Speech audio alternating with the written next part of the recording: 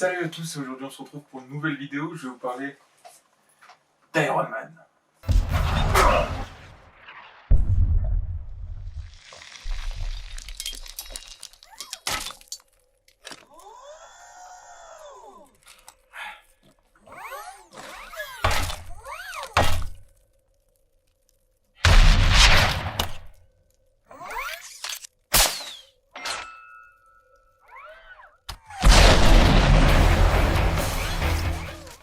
Donc aujourd'hui on parle de Iron Man, premier du nom, premier film du MCU, premier film de la trilogie Iron Man. C'est réalisé par Jon Favreau, la composition on retrouve Ramin Djawadi. C'est un film donc de Marvel Studios et de Fairview Entertainment. C'est pas encore Disney car Disney a acheté les droits qu'en 2013. Ça a fait 600 millions de dollars au box-office et 2 millions d'entrées en France. Donc Iron Man, c'est l'histoire de Tony Stark, un richissime américain qui a fait fortune grâce à la fabrique d'armes, notamment grâce à l'entreprise de son père Howard Stark. On le retrouve au début du film en Afghanistan pour tester une de ses dernières inventions, le fameux missile Jericho. Juste après cela, il se fait enlever par une organisation secrète nommée les 10 Anneaux, qu'on retrouvera dans Shang-Chi et dans Iron Man 3. Oui, c'est ça. Il l'emmène dans une grotte afghane pour que justement il fabrique un de ses missiles. Ce qu'il ne va pas faire, et grâce à l'aide de Oh Yinsen, le médecin qui l'a sauvé, ils vont construire les prémices de la première armure d'Iron Man. Donc il va réussir à s'évader grâce à sa première armure. Oh Yinsen finira par décéder pour lui laisser un peu plus de temps, le temps que l'armure soit opérationnelle.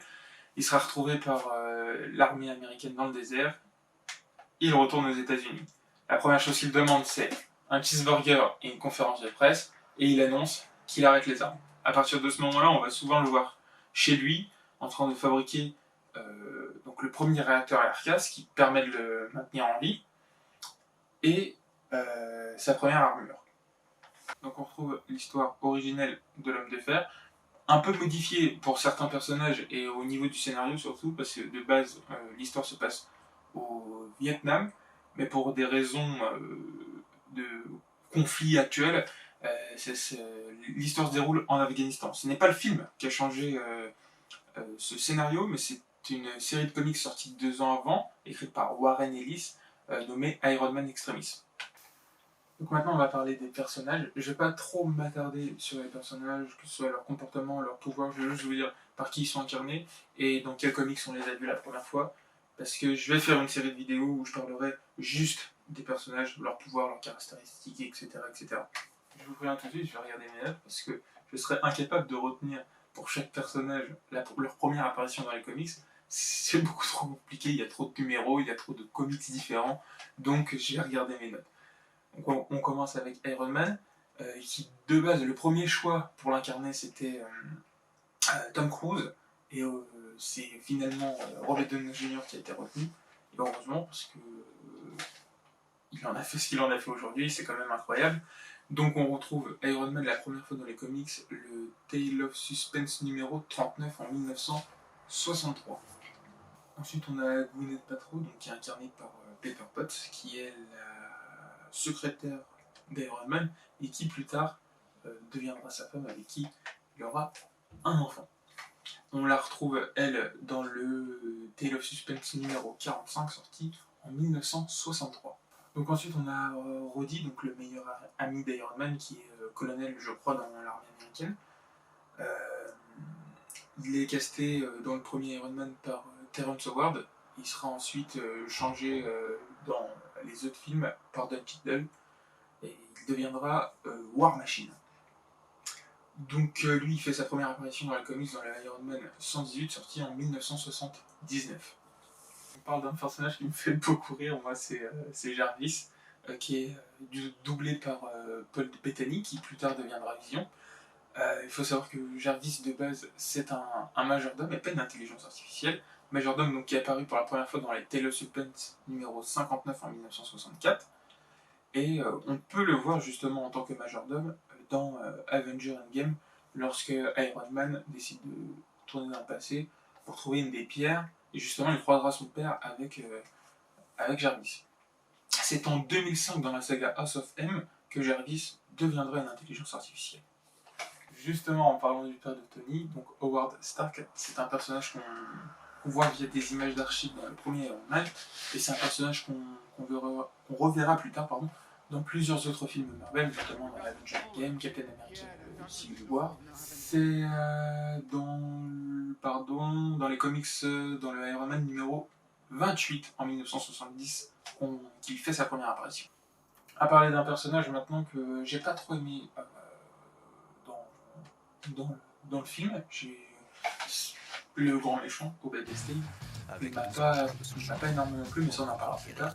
Obadiah Stane, justement, qu'il soit le protecteur d'Iron Man, entre guillemets, après la mort de ses parents, ça a été adapté au film, c'est pas le cas dans les comics. Et justement, il fait sa première apparition dans le Iron Man 163 en 1982. On va parler maintenant d'un personnage que j'aime beaucoup, qui me fait beaucoup rire. C'est un personnage secondaire qui s'appelle Happy Hogan, donc le garde du corps de Monsieur Tony Stark au début, parce qu'après il n'a plus réellement besoin de garde du corps, mais il sera toujours là dans les autres films Iron Man et dans beaucoup d'autres films du MCU, et c'est ça que j'ai bien aimé, parce que c'est un personnage secondaire, mais qui va quand même prendre une place assez importante, et j'aime beaucoup ce que les scénaristes en ont fait, que ce soit dans Iron Man 1 ou dans les autres films. Lui, il est apparu dans le Tale of Suspense numéro 45 en 1963. Je vais vous parler de la scène post-générique maintenant. On peut voir Tony Stark rentrer chez lui. Jarvis a l'air d'être piraté, et à juste titre, car il y a Nick Fury dans la maison.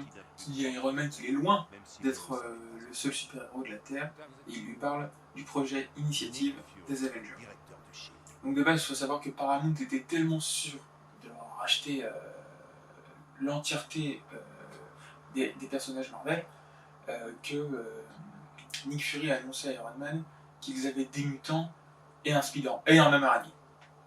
Ça n'était pas du tout passé comme ça, parce que c'est Disney du coup qui a racheté les droits de ces personnages en 2013. Sony qui a eu Spider-Man, et la Fox, les mutants. Maintenant on va parler de la composition. Donc comme j'ai dit au début de la vidéo, c'est Ramin Djawadi qui a composé la musique du film. On l'a retrouvé dans Game of Thrones, dans Blade, qui est aussi un film Marvel,